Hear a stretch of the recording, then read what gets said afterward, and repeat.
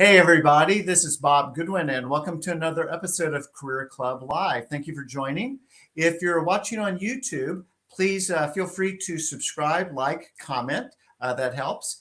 And if you're listening to this as a podcast, it's always great if you can leave a little review, give us a rating. That really helps. So thank you for doing that.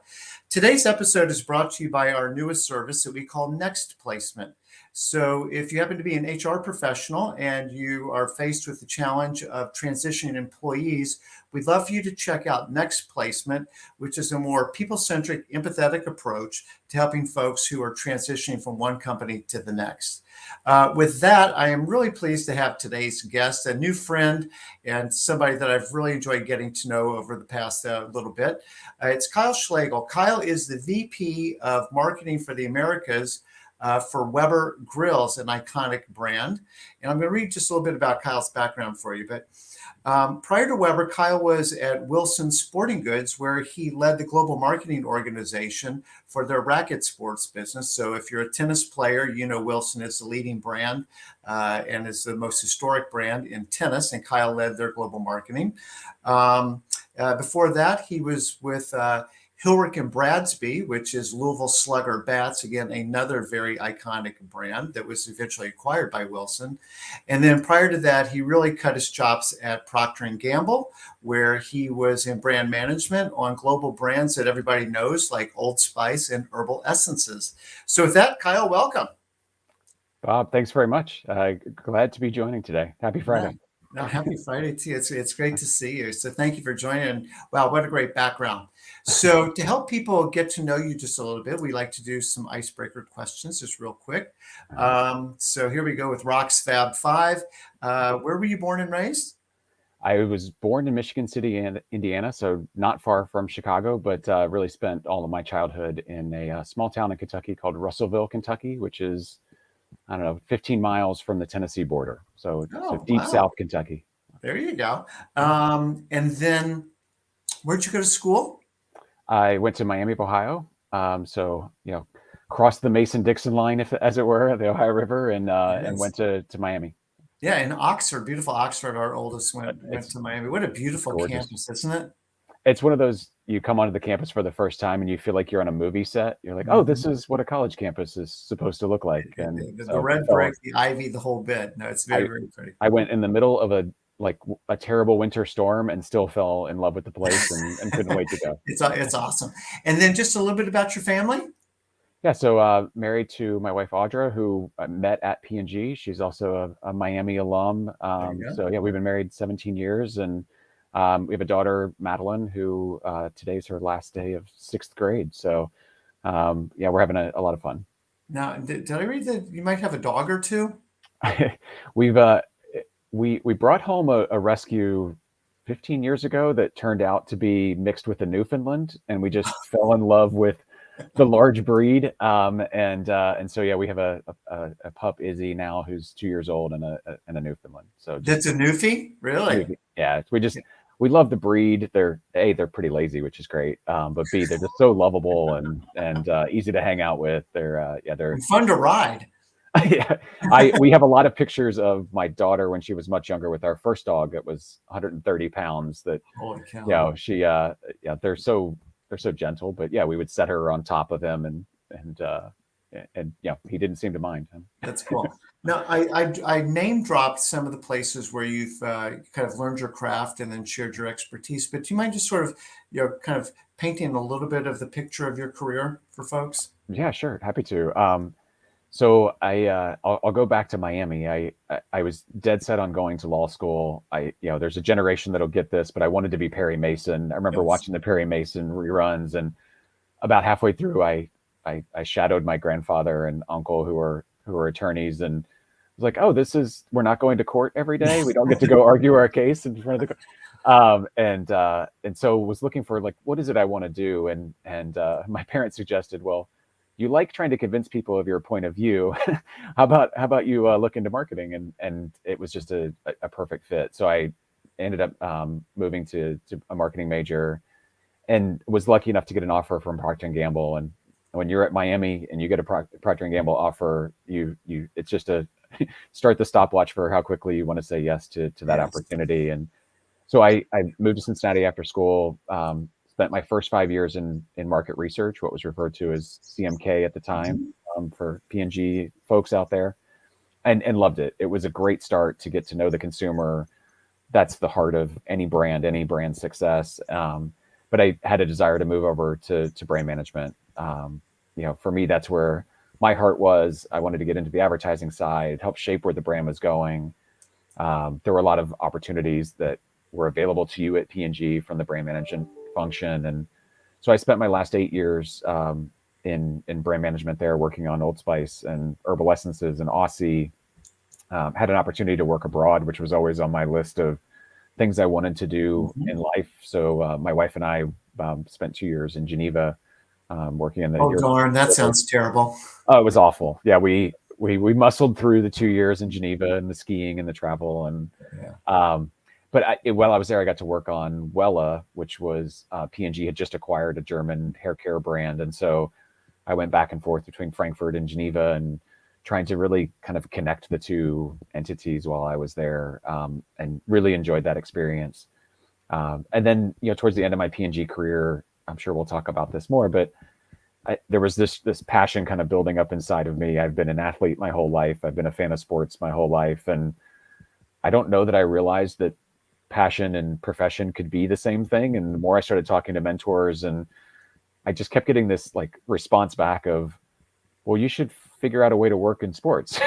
And many of those were mentors and friends at P&G who just saw that kind of passion in me. And that's what led to Louisville Slugger. So they were looking for folks with kind of a classically trained background in marketing, but that also had a passion for what they did. And so I went to Louisville Slugger and was there a little over 3 years, had a chance to relaunch the brand, eventually selling to Wilson for kind of the next era of the Louisville Slugger brand. And Mhm.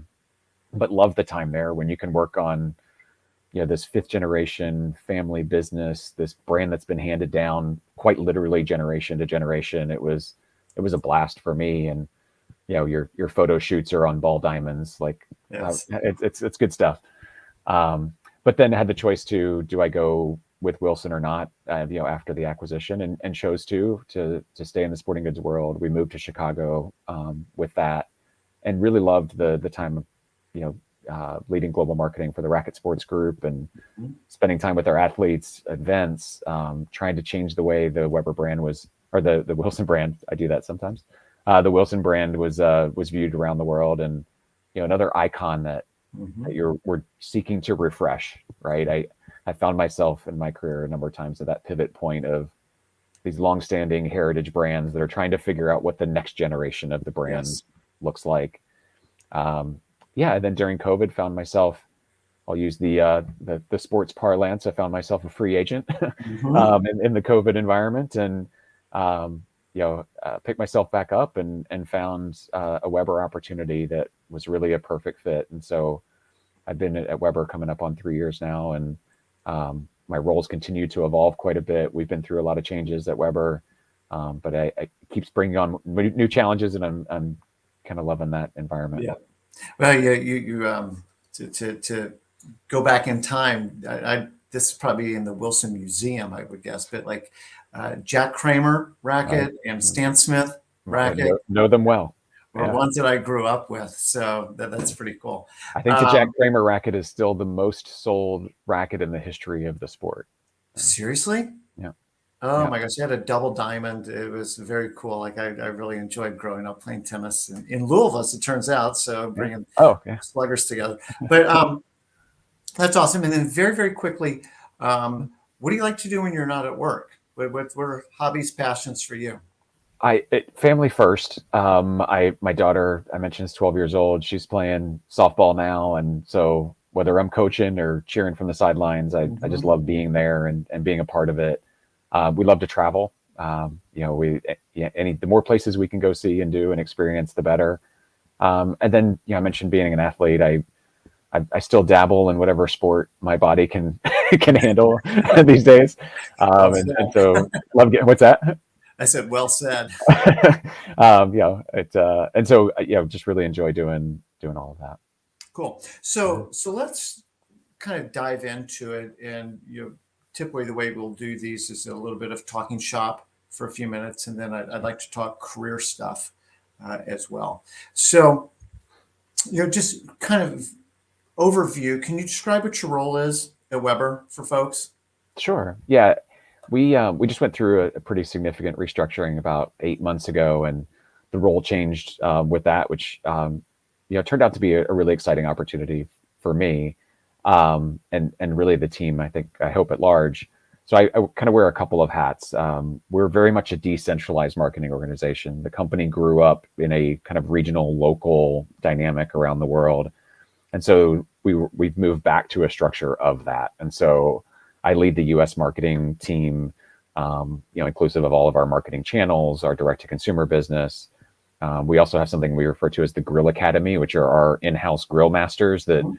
teach people how to, make great food and use their grills. So that's one part of the job, and then the other part is we do still have an in-house global creative team that supports all the regions, and then very specifically supports the U.S. team. And so I'm responsible for the U.S. creative organization, or the global creative organization as well. Wow, awesome. Well, I mean, when we were first getting to know each other, I was just sort of waxing on and on about like I love the brand. I think it's just got to be a lot of fun to Yeah. work on, right? Because food is very emotional. It's That's, gathering around the grill, it's family. Like there's just so much that juice to squeeze as a marketer. yep. That it's not just the functional benefits, but it's like really strong on emotional benefits as well. So as you think about that as a marketer, like what is it about a brand like Weber that gets you excited? Yeah. Somebody actually said something yesterday that I immediately wrote down, and that what they said was, it's not about gathering around the fire. It's about the community that gathers around the fire. And I just love that little tweak to what it is we do, right? We just went through a new brand purpose exercise, and what we kept coming back to was it was about bringing people together. It's about these memories that exist. I'm sure all of us have that memory of us and our parents making a meal, or a family reunion around cookout, or just a quiet Friday night sitting in the backyard and making steaks, right? We all have those moments that we kind of picture in our minds.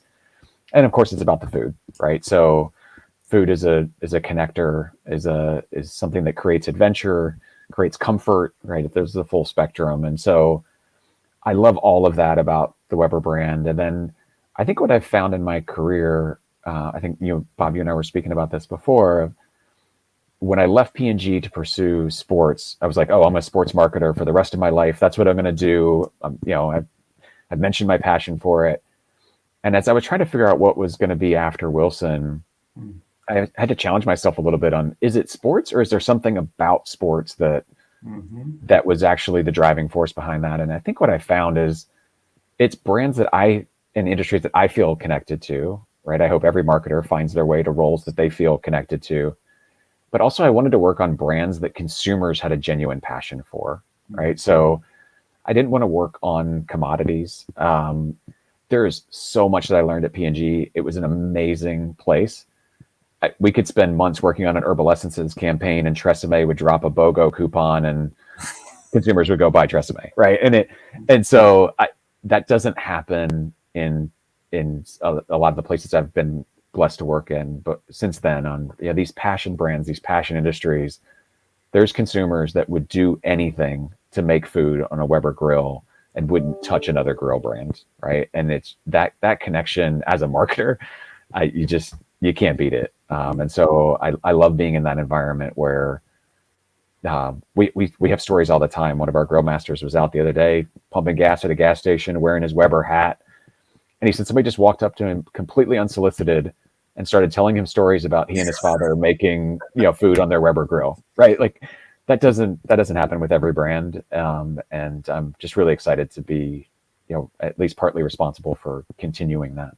Yeah, I guess there is sort of a burden with that too, right? Because of the legacy is there. But one of the other things that sort of occurs to me about a brand like Weber is it's so multi-sensory, right? Yeah. There's the warmth, literally. There's the smell. There's the sizzle. I mean, there's the taste, like Yeah. it just like it hits like on all the senses physically, and Yeah. then all the emotional drivers that creates. And I want to echo what it sounds like you picked up on. It's not about gathering around the fire; it's the community. Yeah. That's a really cool insight. Yeah. One of the things that we had talked about was with this reorg Yeah. that you've been given, kind of more responsibility, and it's more integrated. So you're not just the responsibility, but now the authority to actually go execute on some stuff. But Yeah.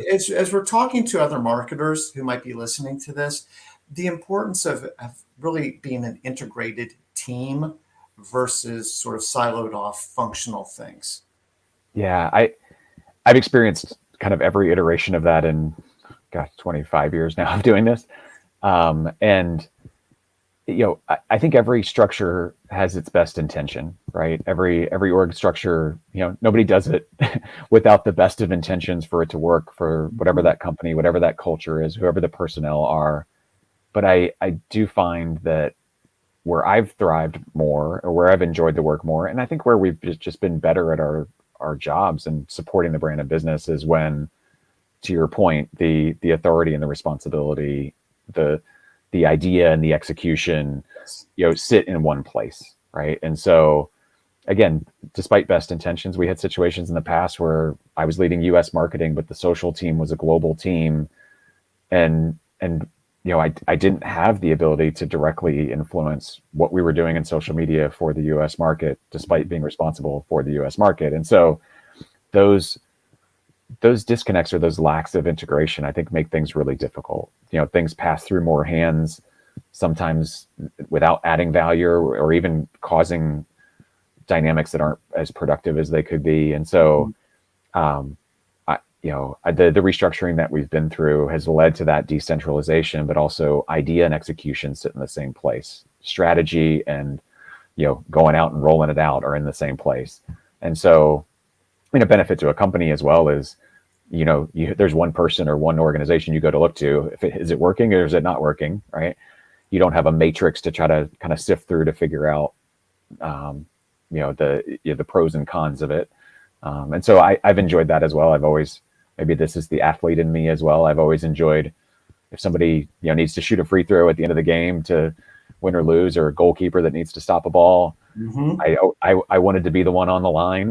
Mm-hmm. And so I don't shy away from that, and I welcome the opportunity to try to kind of lead this team collectively. Yeah. I mean, we did an interview month and a half or so ago, talking about a results only work environment.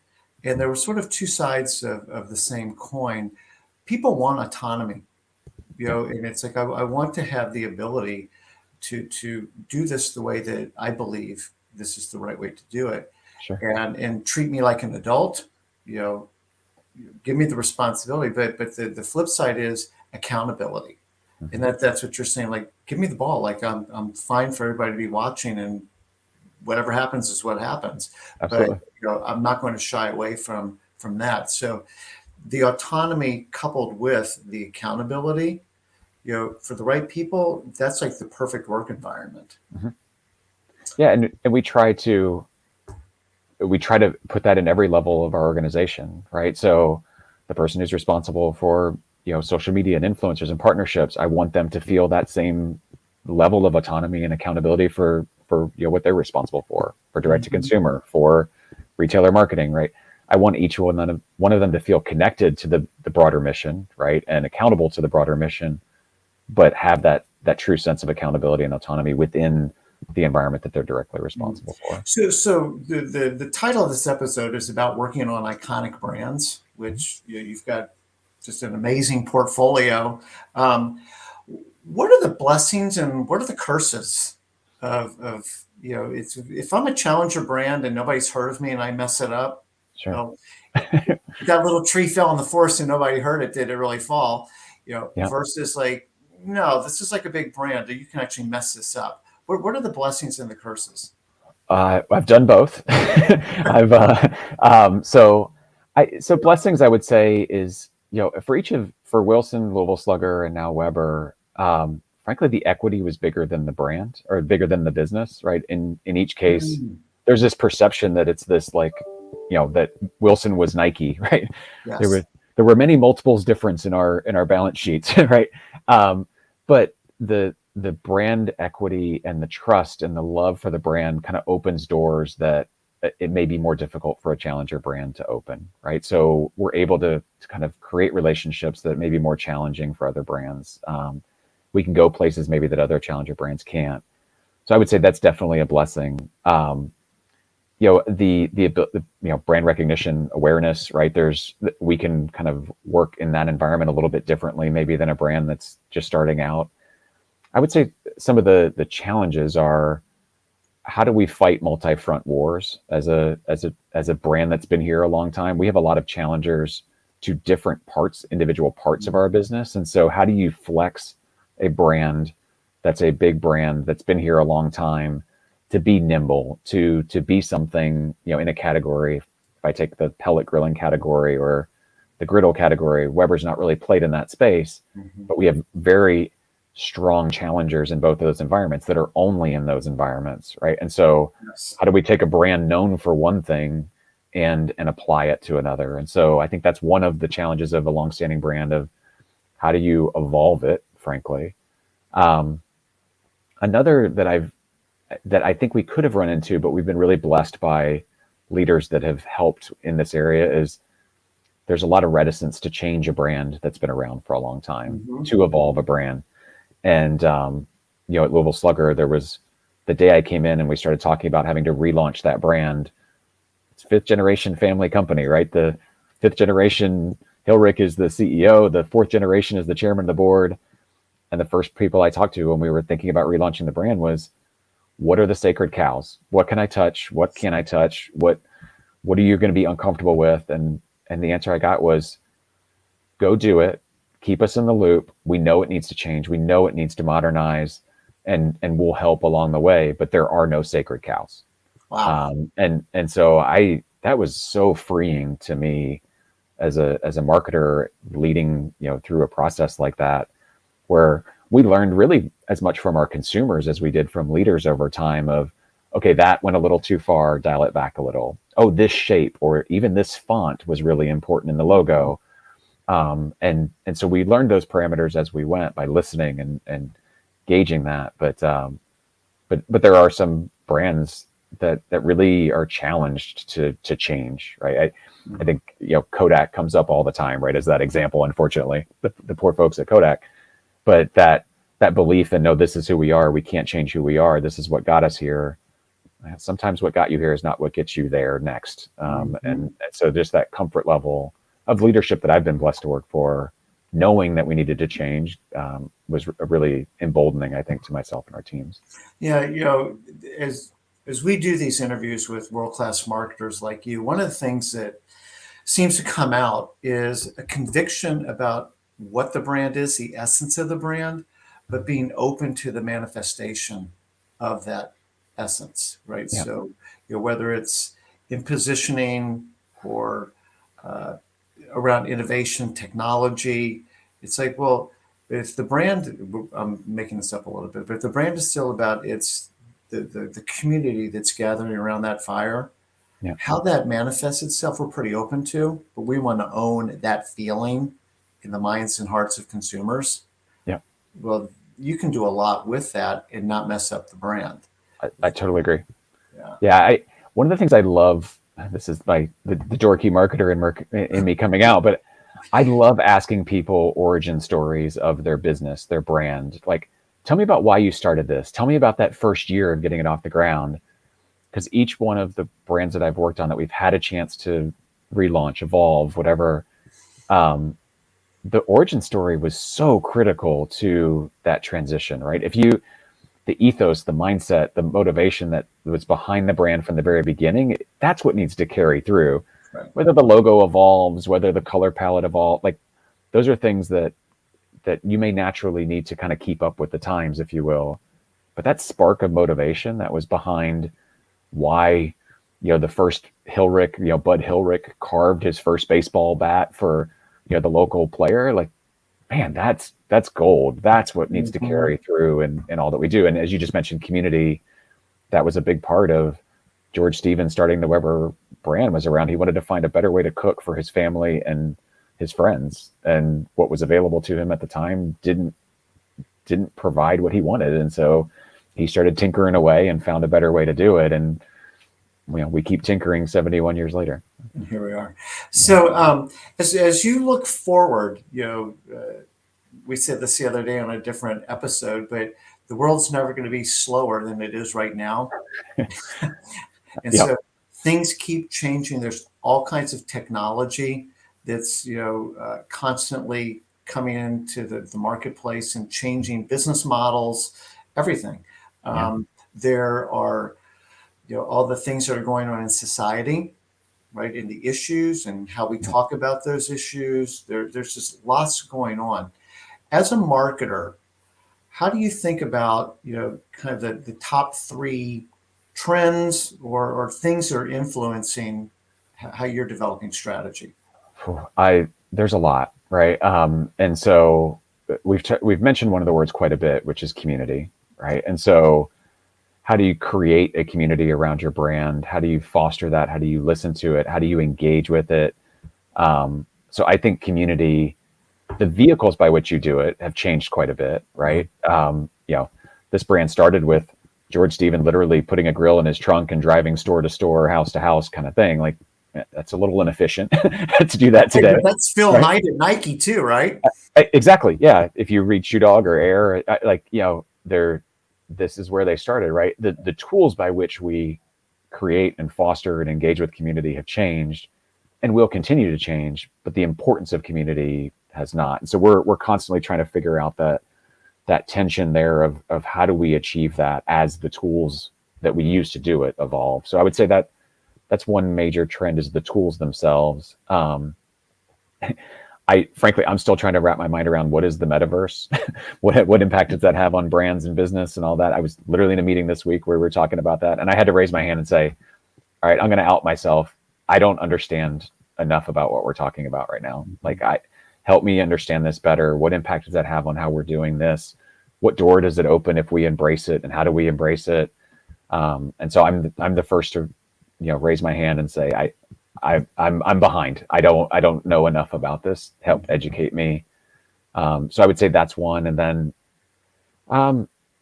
just the one that I think very much affects marketers as well is content at this point, right? So where does it come from? How does it get created? How is it shared?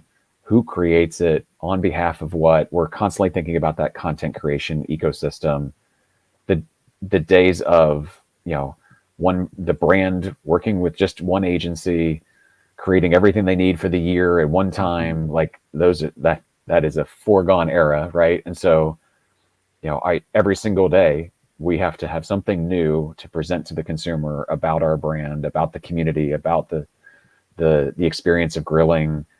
And so there's no way our team alone can do that. And so we're constantly challenging ourselves to think about, where does that content come from? What voice is it? How do we maintain a consistency across all of that in some way, so it all feels like it's coming from Weber, even though it might be created by 100 different people in 50 different ways. Mm-hmm. And so the content creation and deployment process, I think, is something that's changing rapidly. It's much different today than it was a year ago, and not even comparable to 5 years ago. I think one of the things that's interesting, just on content with your all's brand, and you used an expression with me the other week, I can't remember, but it was very fun. It's cool. Was the kind of the pre-sale communication, maybe point of sale communication, and then I think in your all's case, very importantly, the post-sale communication, because that's actually really when the relationship really goes deep as compared to buying toothpaste or shampoo or Absolutely. whatever. And Yeah. just how you guys continue the engagement with the consumer after the point of purchase. Yeah, I have to give credit to Renee Mahoney, our group creative director. She mentioned to me a few weeks ago, our ultimate role, and she was talking about creative, but I think it's the role of the brand, is how do we help consumers to choose and use the Weber brand, Choose and use, right? that's what it And was. And so I just, when she said that, it was another one of those where like, where's the pen? I need to write that down. Um, I, I just thought that was so simple, but so powerful, right? Where our role is to help a consumer. I mean, our business relies upon us helping its consumer to choose the Weber brand and choose a Weber product, right? That's a big part of the marketing team's goal. But we sell products that last for 7 years, 10 years, 20 years, right? Our job is nowhere near done when the transaction is complete to buy that product. And so we need to care for them. We need to support them. We need to inspire them. We need to give them the tools, whether that's physical tools or recipes or grill skills. Like all of those things help them to keep grilling very, central in what they're doing to foster that community, to make great food for the family, all of those things. And so I think it's different than maybe some other industries that I've worked in where to a degree, the relationship ends at the transaction. I think for us, that maybe 80% of the relationship still exists after they check out and buy the product. Well, as a terrible griller, at least left to my own devices, like the app, the videos, stuff like that is extremely helpful to me because Weber's typically not the least expensive one that I could have bought. Yeah. But at the same time, it's like, okay, now that I bought this, like, help me to use it properly so that I have, like, my wife doesn't complain about what I grill. That's reversing 30 years of history. That's a big deal. We're happy to play a role in that, Bob. But even stuff like, and I'm being super personal here, but like grilling fish is very different than grilling a steak. How do I do that and not mess it? Because I'm trying to eat better, Sure. right? And so I want fish to be a more consistent part of my diet. I love grilling. Okay, now help me do it without completely messing all this up. And you guys help me do that. So it's like it keeps reinforcing I made a good decision by engaging with the brand. Yeah, I'm not here to hawk product by any means, but the Connect app, I've been really impressed having joined Weber 2 or 3 years ago, and a lot of that was in place, and I'm learning every day more and more what it does and what it can do for the consumer.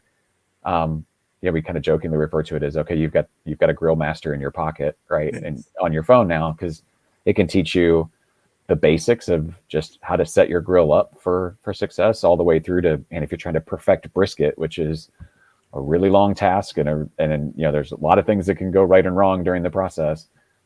Teaching you to do that, giving you the all the temperature readings that you need, telling that it literally alerts you to when you need to do something out at the grill. All those tools help folks move from novice to beginner to novice to we're feeling better about this, and all the way to expert level. So I want to make sure we touch on one thing. I'd feel remiss if we didn't touch on this, particularly with a world-class marketer, is, in the news, there's been some fairly big, what ultimately have been viewed as faux pas by some brands. Yeah. And these are big brands that would claim community and things like that. And yet, whether it's Bud Light or Target, or we could pick other ones that have really, apparently stepped in it. As a marketer, how do you navigate that and when to lean in and when to that's not our thing, that's not part of our brand? How do you think about that stuff?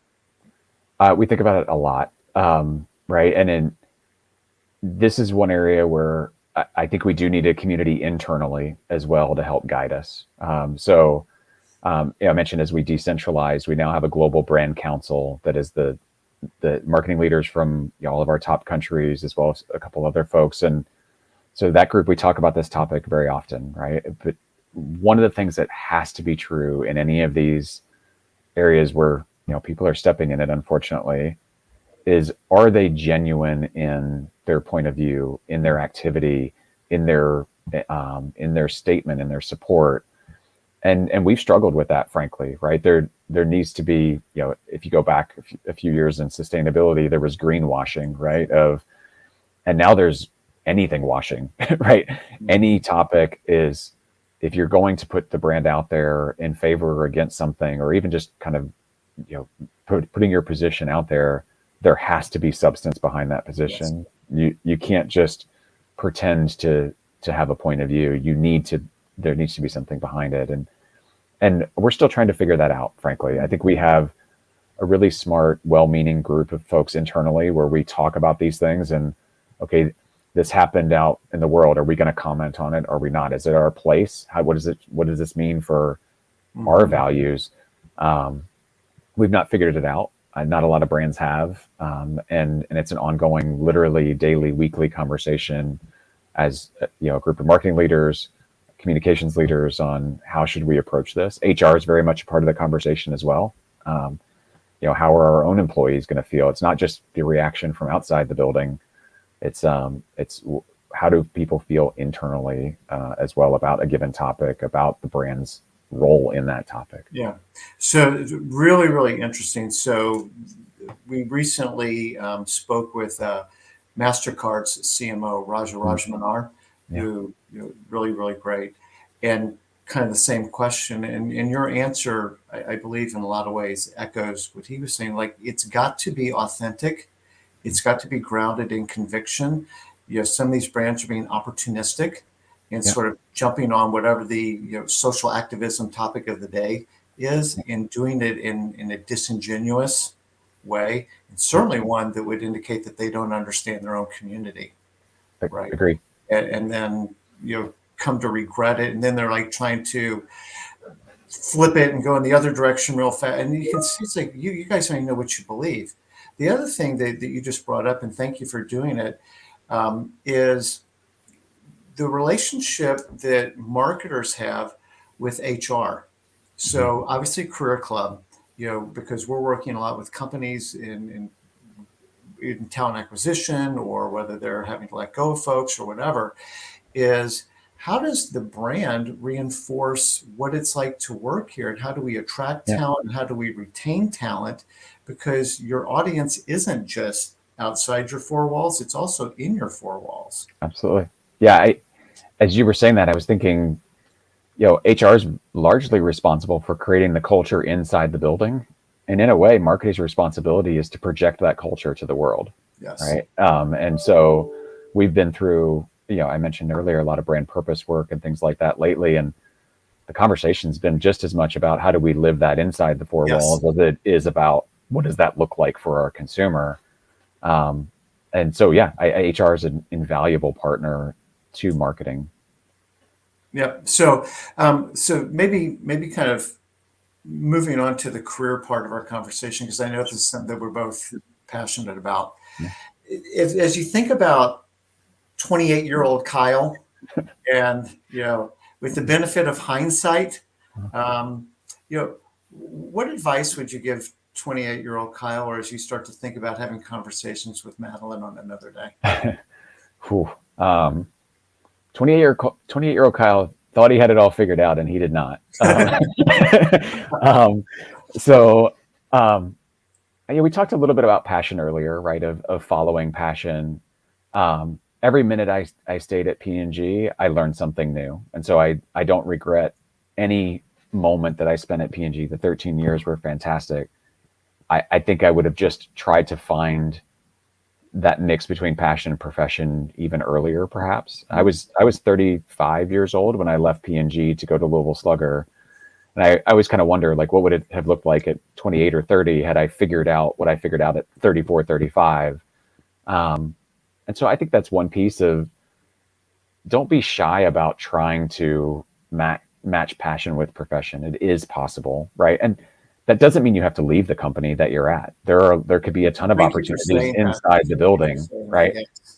I mean, P&G's, if I follow the sports example for a moment, P&G's built a great corporate marketing group that has worked on the Olympics and a number of other things that they've done. The Thank You Moms campaign from P&G tied to the Olympics, I think, is some of the best marketing in the world over the last 2 decades. And so there is a way where you are or other places to match passion with profession. A lot of that comes through mentorship of just having people who have done it before you help you work through that process a little bit, even helping you define what your passion is. You may know how you want to spend your time outside the office, but how do you apply that to the professional world? So I would say one thing to 28-year-old would be see if you could figure that out a little bit sooner, and whether that happened at P&G or elsewhere, pursue it. I think one of the things I found when I mentioned being a free agent after, Mhm. during COVID, I think I thought about networking as a tool when I needed it versus an always on, always building kind of thing, right? And this is advice to 43-year-old Kyle, not even 28-year-old Kyle, right? How do I think about networking as an everyday, every month, every year kind of thing, not as a vehicle to help me only when I need it, right? And so I think in a lot of my career I've helped where I've been asked, but maybe I didn't proactively go out and ask, well, how can I help, right? And vice versa. I wish I had done more of staying in touch with certain folks, and built some of those. I have a great network of friends and mentors and all of that, but I think I probably could have been even more intentional and genuine about that, starting in my 20s through to where I am today. Um, what's one more? A third that came to mind for me is at P&G. One of the incredible benefits at P&G is, if there's a new marketing trend or a new technology or something like that, there were these central groups that kind of figured out what that meant to P&G and G and what that meant to brand management and marketing. And we'd have quarterly, semi-annual, whatever it was, trainings on, hey, there's this new marketing trend and here's how you apply it to your brand. And I think I actually got a little lazy late in my P&G career because I didn't have to go figure that stuff out for myself. Ah, Somebody like gave me a template and said, here's social media is now a big thing, right? And while I was at P&G, and here's how you should apply it to your brand. I didn't have to go learn why or how. I just had to, more or less, there was a template and you filled it out and you went and did it, right? And so when I went to Louisville Slugger and went from like this huge infrastructure at P&G to, oh no, like I have to do that now, right? I started calling agency friends of mine and said, like, how do I get plugged in? Like, there's a curiosity that had dulled, I think, a little bit in me because it was served to me, and so I had to kind of rebuild that muscle a little bit. And so I think again, going back to 28, I wish I had stayed a little bit more curious and asked the why behind some of those things and learned to do it myself, frankly, right? So there's a lot of things I have a good sense of how to lead the strategy or the thinking on something, but I definitely don't know how to do it. And so I wish that would have been more of a focus of mine earlier in my career. yeah, so really great points that you're making. One thing that I do want to pick up on, because it's so in my DNA, is the networking Mhm. piece. I mean, like community, everything is about relationships at the end Yeah. of the day, right? Whether we're talking mentors, whatever. I mean, it's all about relationships, your team. Yeah. And networking is something that is really misunderstood by people. Yeah. And it's like, the analogy I always use is an ATM, and like, like, oh crap, I'm out of a job. I need to go to the relationship ATM to make a withdrawal. Yeah. And it's like, guess what, dude? You haven't been making any deposits. And you're Yeah. going to get a message back from the ATM going, wah, wah. Sorry, there's nothing there for you. So you're a little bit Yeah. hosed Yeah. versus, as you say, it's this always on thing. The other thing that you said, Kyle, and I really appreciate it and want to just amplify it for half of a second, is Yeah. asking how you can help the other person. This is how to be a net giver, not Yeah. a net taker Yeah. in relationships. And I think we talked about this before, but sowing and reaping is a real thing.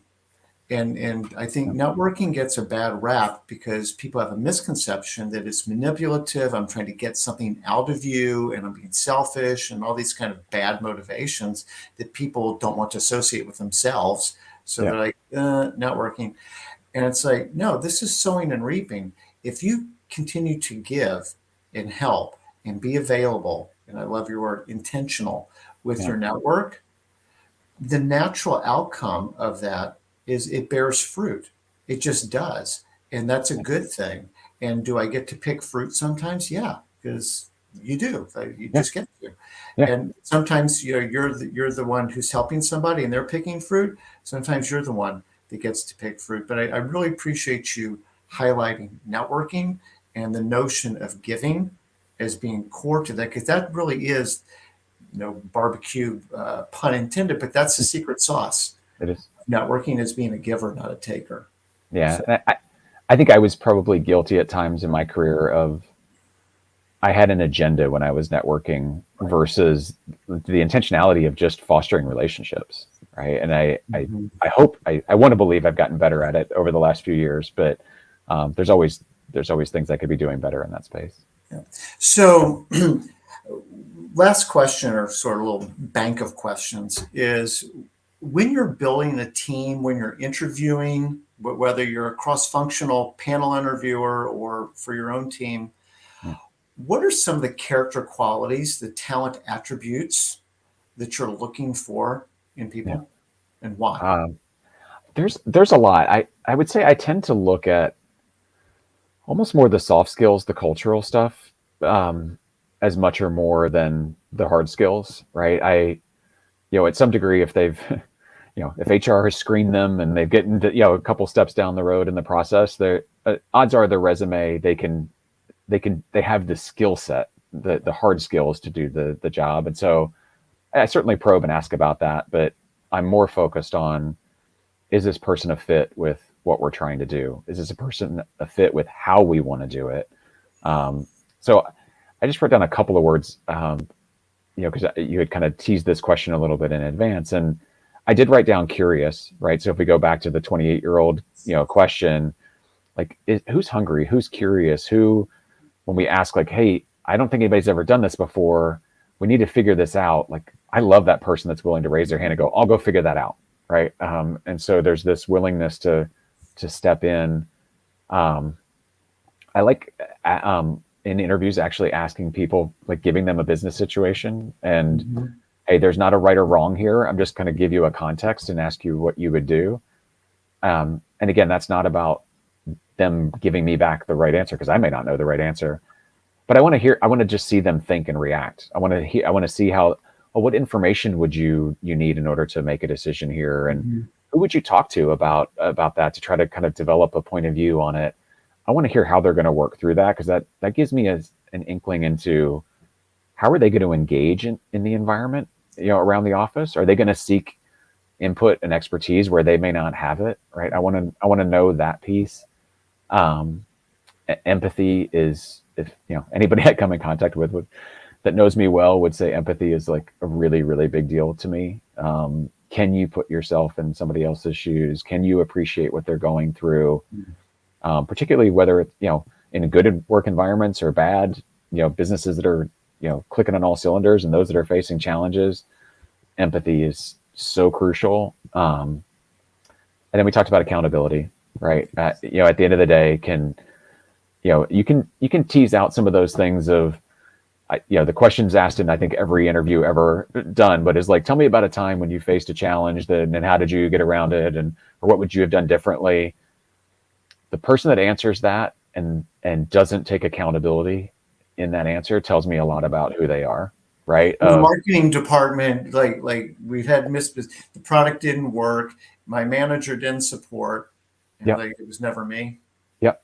The never me answer, it could have been 100% true. So I'm not suggesting that it wasn't true, but it tells me a little bit about where their mind goes first, Yeah. right? And so, and again, I would like to think I might get through a battery of those questions. I may not either, right? But those are the things I'd love to see in potential candidates is, are you curious? Are you accountable? Are you empathetic? And can you think and react? Those are great questions. Well, one thing I just want to pick up on really quickly for people who are listening right now is when we're teaching people how to tell a story, in an interview, and we use the STAR, method of what Yep. situation. Well, Yep. the T typically is what was the tasks, or what were the task, action, result, Yep. and we replace that T with how did you think about it. And Yeah, it's like for the that. exact reason that you just said, Kyle, which is at the end of the day, you're not hiring that person for that accomplishment over there. You're hiring them for their brain and how they Yep. think and how they problem solve, how Yep. they resource to go solve a problem. That's what you were at. And what we tell clients is that's the calculus that the interviewer is doing. So it's incumbent upon you to connect the dots in his or her mind of how you would think about the problem, because that's what they're really doing. It's they're projecting, we've got a similar problem. How would she solve that for us? Yeah. Yeah. This, because the solution they came up with last time, there's a very high likelihood the same solution is not true for the next situation, right?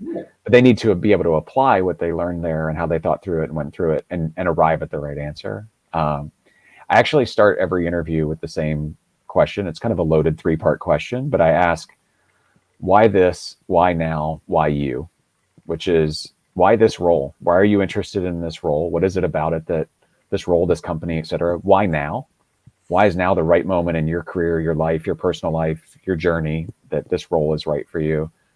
And then why you? Why are you the right person for the role? And I find that just triggers a lot of conversation, but it also, very quickly I get to see them kind of think and on their feet of, wait, I just got 3 questions. Let me kind of process through this. So one of the things that we teach people is some emotional intelligence tools. I love your focus on empathy related to that. But teaching people, particularly introverts, people that would skew more towards being humble, which is not something I suffer from, but sometimes, in all seriousness, it's hard for people to interview because they hold back because they feel like they're bragging, or sometimes they skip over like some really salient details, and because for them it's like, well, but I was just doing my job. Like this isn't worth unpacking, because for me I was just doing my job. And so actually teaching people how to answer, that's such a fabulous question. I'm writing that one down to help clients think about how to answer that question effectively. But it's, tell me about yourself, what was it? Why I got the why this, why now, why you? Yeah, why this, why now, why you? But part of what you're getting at is, how good of a communicator are they, and have they really thought about this stuff? And so, being prepared with what the pillars are. This is actually back to branding. Like, what are your brand pillars? What do you have conviction about? That you've got RTBs, if you will. What are the functional and emotional benefits of working with you?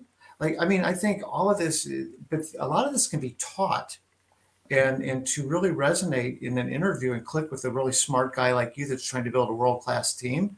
It's like, you need to be able to answer questions like that. So, fabulous question. I love it. And that, if I can expand on that just for 1 second, if you don't mind, is part of what I'm listening for in that as well. When I say why this, do they actually understand the role that they've applied for, right? Do they, because sometimes, I just really like Weber, I really like grilling, right? Well, that's not really what the role is, right? So like, how do I make sure that they know what they're signing up for? Why now? Sometimes it's around like, is this person running away from something, or are they running to this role, right? And then the third, why you? Can you connect yourself, storytelling, right? Can you connect yourself to the role, right? If why you doesn't connect back to why this, then there could be an incongruency there that we want to kind of just dig a little deeper and understand a little better. How much are you willing to take a bet on somebody that's got a lot of these soft skills and might be lacking, in the full portfolio of hard skills that the ideal candidate has? But you know what? This young lady's got it going on. She is smart. She cares. I can see her being a great team member. We'll teach her the X part, or I know she'll learn the X part. Are you willing to make that bet? Absolutely. I've made it many times in my career, and I think maybe a couple of people have made it on me. Right. I mean, there are certain roles, right, that a technical skill set, a particular expertise is just necessary, right? But by and large, I will bet on the person who is a culture fit over a skill fit every single day of the week. If I have to choose one or the other, it's a culture fit every time. Well, I'm so happy to hear you say that. I hope people who are listening take that to heart, because it's true. And the skills can be taught. Some of these other attributes that you bring to the party, they're innate, and either you have them or you don't. and people can suss that out pretty quickly. Yeah, So, totally agree. Kyle, amazing. Thank you so much. I knew this was going to be a lot of fun. The marketing stuff is awesome. I wish you the best. You are working on one of my favorite brands. So, please let me know how I can help. But like so many of our just great guests, you really emphasize some things that I think that listeners can take away to better themselves in their career and find more fulfillment in their career, and working on things that really give them genuine satisfaction, which is part of our brand promise, to have a career that matters to you. So thank you for everything that you shared. I really appreciate it. My pleasure. I love talking about the Weber brand, of course, but anything I can do to share that helps others in their own journey. So many have done that for me. And so if I can pay that forward, I'm all in. Awesome. Well, appreciate it very much. I will be thinking about you when I'm around my grill this weekend. So thank you so much. And thank you, everybody, for listening. Hope you enjoyed that. And please subscribe either on YouTube or on your favorite podcast platform for the next episode. Thank you. Thanks, Kyle. Thanks, Bob. I know you're gonna